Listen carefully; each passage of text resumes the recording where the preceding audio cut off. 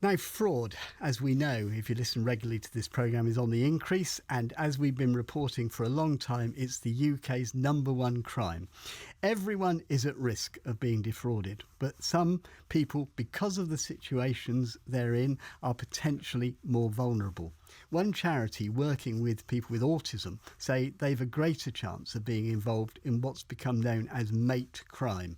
It's where criminals befriend and then use the person as a tool for fraud. It's so serious, police now classify this sort of criminality as a hate crime. Susan lives in Nottingham with her 22-year-old son, Paul. In 2019, she says a gang befriended him and encouraged him to lie to the benefits people, saying that he had 6 children. They then got him to make benefit claims for the children and then made him hand over most of the benefits money to them. That was £1,200.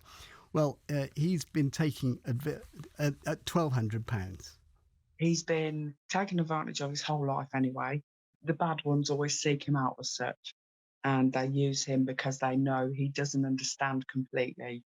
I've been his registered appointee since he was 12, since he was diagnosed, and this is why at 22 he still lives at home with mum and dad. When he was 19, he'd been taken to the job centre by local people. Apparently they drove him down to the job centre and made him go in and said to him, "We can get you this amount of money if you say this, if you say that." And he went in. When I got the letter from Universal Credit, it was a complete shock because they'd said he'd got 6 children at 19. I was like, what? He's living at home with mum and dad in a 3-bedroom house. And he now has to pay that back every month out of his personal independence payment. In my opinion, the system let him down completely.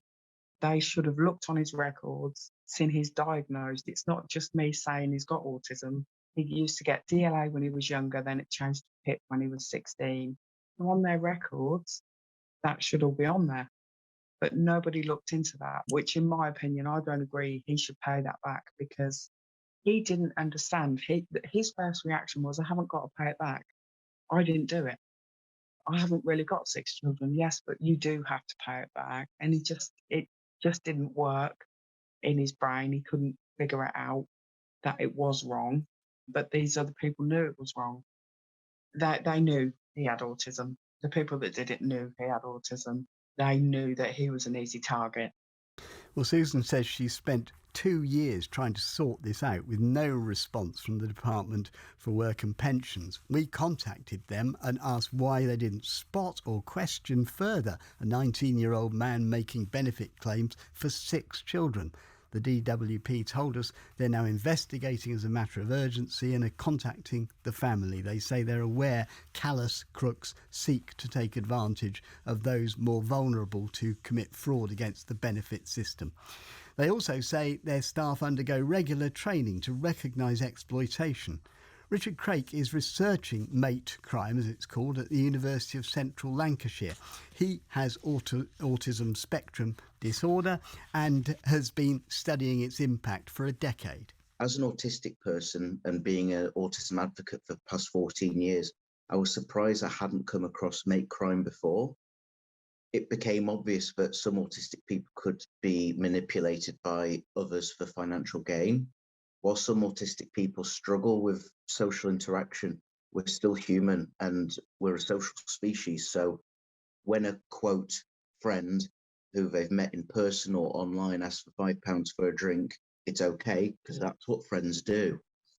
When the following week the same quote unquote friend asks for £100 towards help with energy bills, whilst perhaps hesitant, they'll do it because that's what friends do. Eventually this quote unquote friend is making the autistic person sign up for guarantor loans, payday loans, or whatever in their name for their financial benefit. I believe it's the tip of the iceberg, but it's not fully been explored. I found that many autistic people didn't know that mate crime was a thing, and a few friends I spoke to who reflected upon this found many instances of experiencing mate crime from quote friends to taking their lunch money or their toys when growing up, because that's what friends do apparently.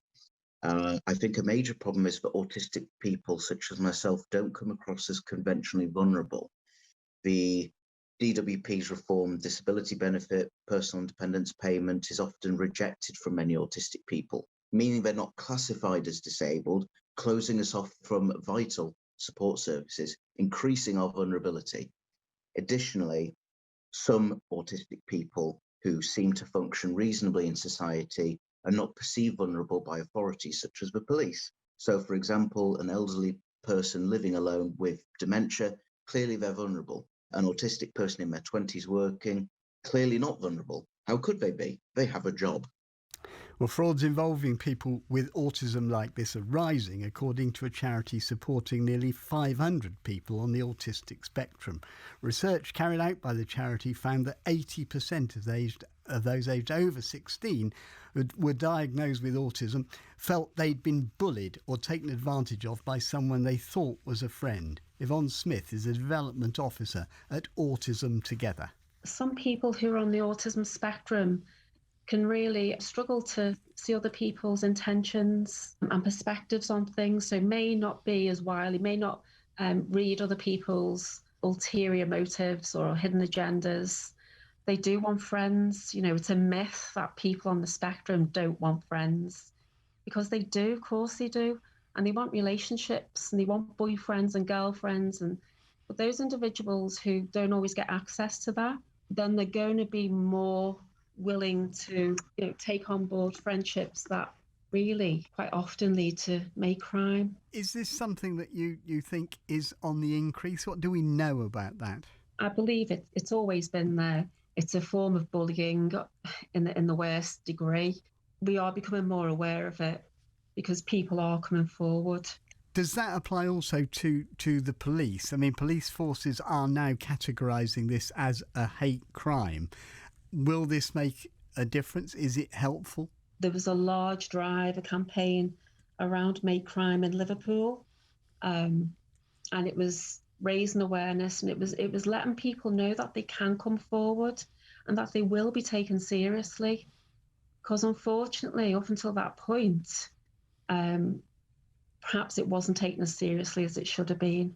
If you have a child or a sister or a brother or a partner, who's autistic, for them to fall victim to Make Crime, it is really devastating, because everyone wants the best for a member of their family, their children, of course.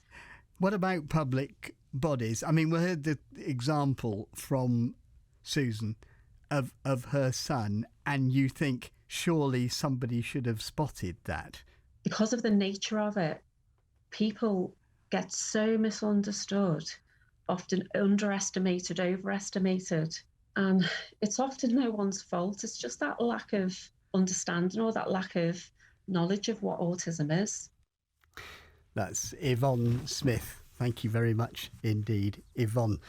That's all for today. On tomorrow's programme, in a special